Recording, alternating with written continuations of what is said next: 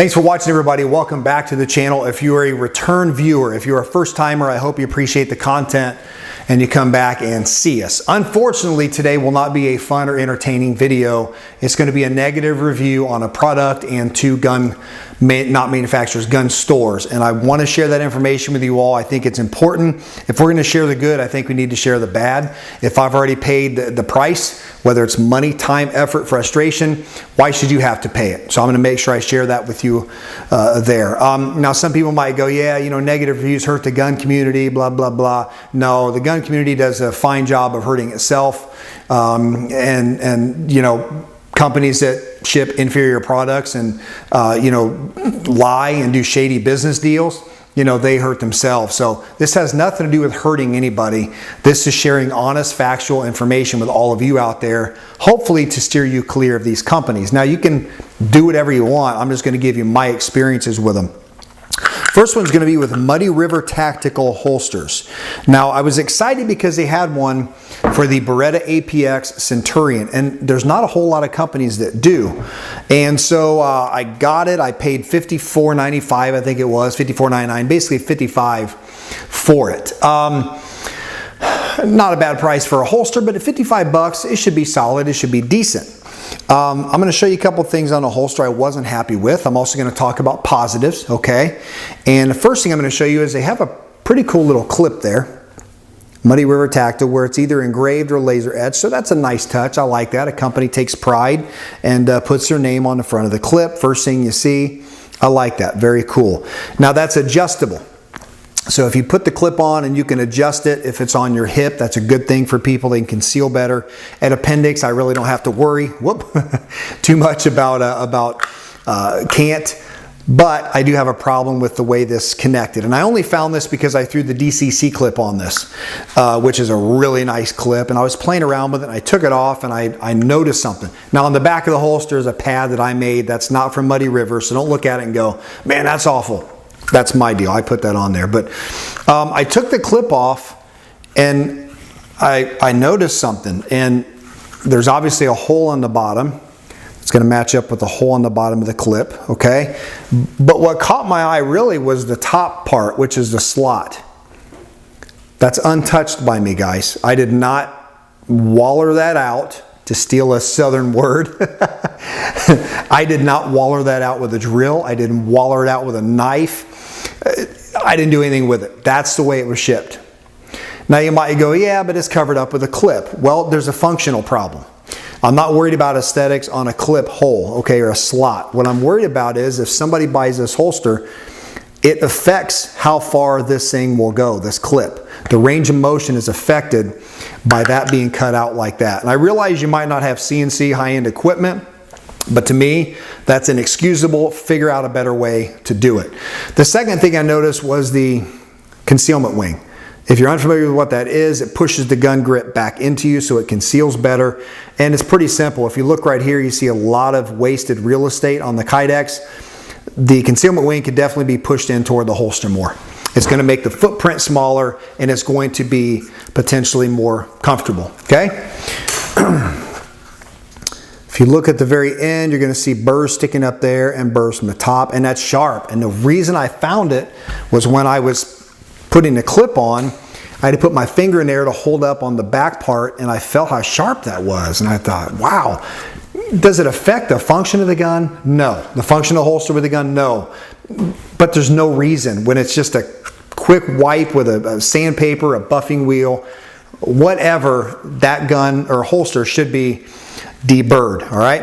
Let's talk positives really quick. The function as far as the retention is really nice. It's rock solid and it works, okay? And I'm using this as a range holster, so it functions there and it's safe, no problem. But even though it retains really well, it draws really nicely. Now, it doesn't have adjustable retention, but they got the retention nice. It really, really functions beautifully there, okay? Another positive is going to be the customer service. I called Kevin, the owner. He says on his website, if you have any questions, to call him. So I put it to the test. I called him. I asked about the mounting holes for the concealment wing. He gave me the time of day. I never felt rushed. It was great. So kudos there, Kevin. Great on the customer service front. They also have a lifetime warranty, so if it breaks, send it back to replace it or fix it, all right? Now another plus kind of is going to be fast shipping. I think it was 4 business days from the time I ordered it in my mailbox, I had this holster. That's fast, but my problem is if you're shipping it in 3 or 4 days, I would rather it take 6 or 8 days, twice as long, and have it finished better. I don't think that's asking too much. So I didn't just run to YouTube to complain about this holster. I actually left a review on Muddy River's website, and that was about 2 weeks ago. I got on yesterday to see if it was posted, and it wasn't. Yet there are a lot of other reviews posted after mine. Now what do they all have in common? They're all positive. I'm not accusing anyone of doing this, but what it appears to me is going on is if you leave any kind of a neutral or negative review, Muddy River's not going to put it on their website. For that reason alone, I won't do business with Muddy River ever again. So I won't be buying their holsters. You know, it's fine for the range, for training, but I was disappointed. I'd give the holster maybe a C+. It just wasn't very good. So there you go. All right, now the next 2 won't take nearly as long, so bear with me. First of all, Keely Arms. They have a, I think it's an online store, but they're based out of Ohio. Keely LLC on Gunbroker, and I have bought tons of guns online, including Gunbroker, with no issues. I was looking at a gun that Keely LLC had listed on Gunbroker, and it was a Glock, and the price was really good, and it said used. I'm looking at all the pictures like, I don't see how this thing is used. So I sent him a message through Gunbroker. This gun looks brand new. If it's used, is it worn out inside? You know, what's the deal?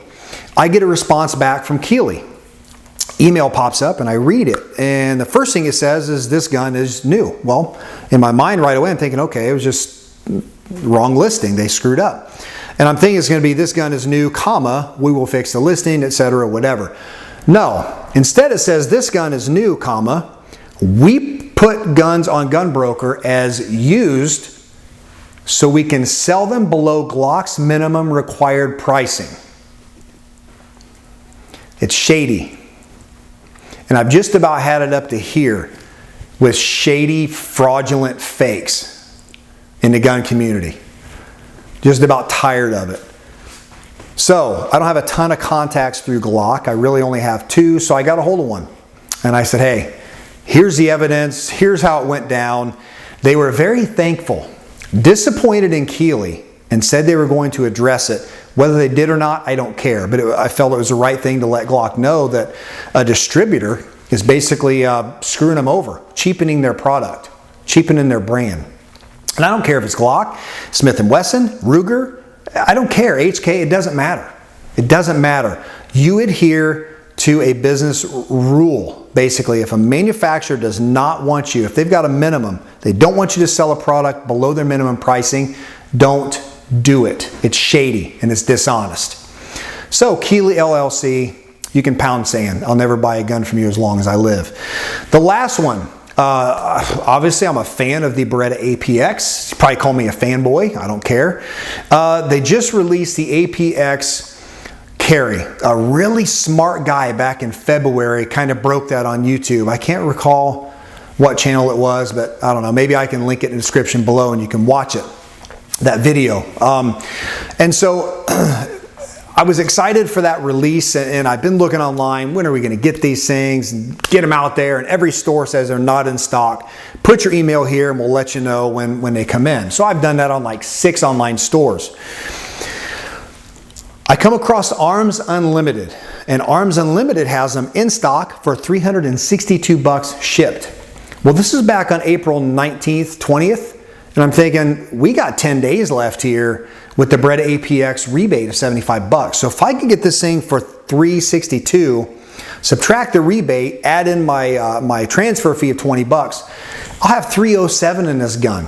It's getting down there at PPS Shield range, right in that neighborhood. So for that price, have to try it for that price. After a couple days, I get no notification of shipping, no notification of a tracking number, no movement whatsoever. So I send Arms Unlimited an email, no reply. I go to the Beretta forums and I start reading. A couple guys on there had bought theirs before me. Same thing. No response, no tracking number, anything else. So I'm thinking, okay, They're lying.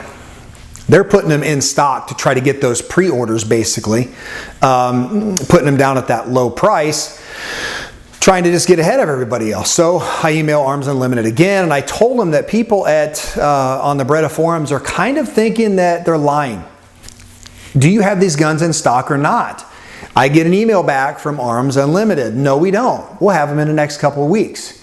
I told them it was dishonest. They're lying. They're misrepresenting the fact that they don't have them in stock, and they're saying they do. And I told them in pretty much every state in the country it's illegal. Cancel my order. I'll pay more elsewhere. Now, the cheapest I had found it until a couple days ago was like $398 shipped. I'll gladly pay that $37 difference from $362 to $398 to never do business with Arms Unlimited again as long as I live. And I'm embarrassed that I spent my money there before. I bought a lot of stuff from them. I'm done. Completely finished. So that's it. Negative review day. It kind of stinks, but I thought this information is important. If you guys decide to shop at these places, that's completely up to you. But I felt like I should tell you about my experience, factually, legit. There's no reason for me to make anything up, and I'm not gaining anything from this. I'm just trying to share my experiences, so hopefully you all out there don't have to go through it.